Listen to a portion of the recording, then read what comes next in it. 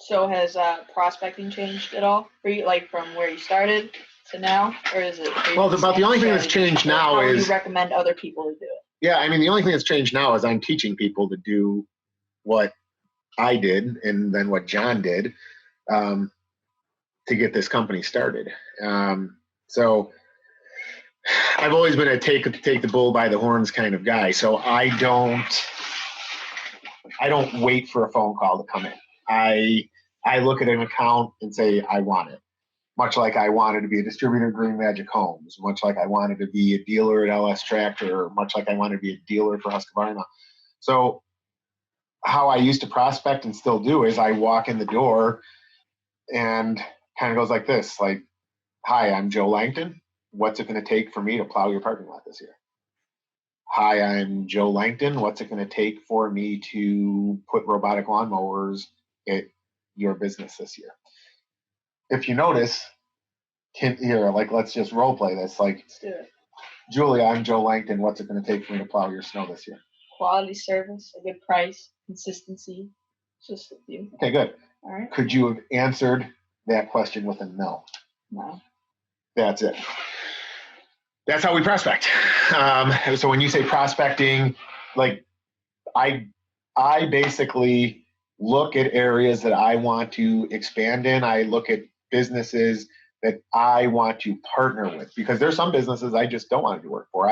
I've always said to a customer, if they want such a low level of service, they have to remember it's going to be my truck or piece of equipment parked there. And I don't want people to think the service level they want is the service level we offer. So I, if there's a reason why we work for Costco's, there's a reason why we work for Sam's Clubs, there's a reason why we work for Walmart's, there are companies that care about their image. Those are the companies we want to work for. Yeah. You mentioned in your background a little bit, one of your mentors, Howard. Are there any other ones that you had? Yeah, well, I mean, so, first and foremost, my mom and dad. They taught me how to be not only a business owner, but a good parent. I hope you think I'm a good dad. Yeah, you're right. So they're mentors. My grandparents, definitely mentors of mine. My grandpa, I say and do things right now that I feel like were my grandpa. Same thing with my grandma. Her name is Josephine, and certain things I do, she'll say, oh, I see why you're named after me. So I suppose she's a mentor. Moving out of family. Yeah, for sure. I mean, Howard was, even though we parted ways kind of early, he was an influential mentor for me because I met him at a very young age of my life. And I still have a great deal of respect for him, much as like I think he has for me. Some guys I worked with as an electrician, just a foreman, his name's Brian Johnson. I always was impressed. I never had to look for material with him. He always had everything there that I needed. When I was an electrician, I remember working at a company called Associated Electric, which Schnelly was the person that was running that company. Now a friend of mine, Guy, and a couple other people are in charge or own that company now. But I remember being in a meeting and there were 90 electricians, and just dreaming that one day I might have a company with 90 people at a meeting. Now we do snow meetings, and there's so many people. We have to have meetings over 3 days, to know that I am now running companies that I only dreamed to run. It's exciting. It's like, hopefully people listening are inspired by that, because something I only dreamed about in my 20s, I'm doing in my 40s. So those are some people and companies, mentors. Yeah. So new mentors, Gary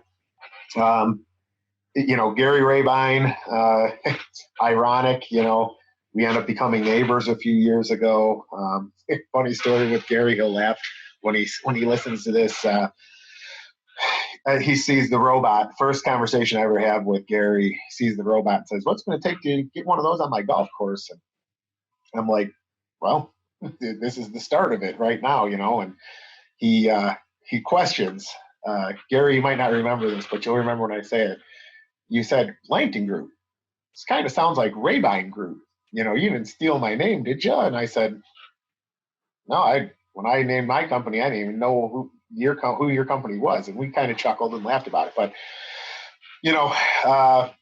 looking at what he does and what he's built, I definitely, look up to what he's done and had some great conversations with him.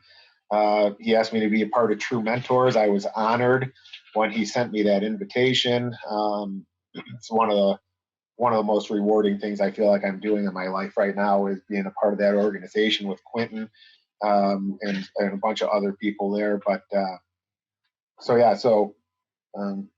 Gary, Frank Mariani, somebody who I'm fortunate enough to be partnering with right now when it comes to supplying and helping with their outdoor automation.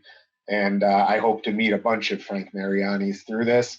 I think there's a lot of landscape and business owners out there that run great businesses that may not know everything that we know about automation. And I'm hoping that I can get them on this podcast and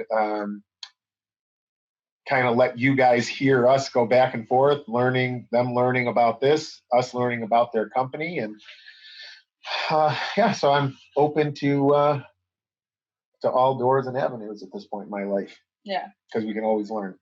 That's true.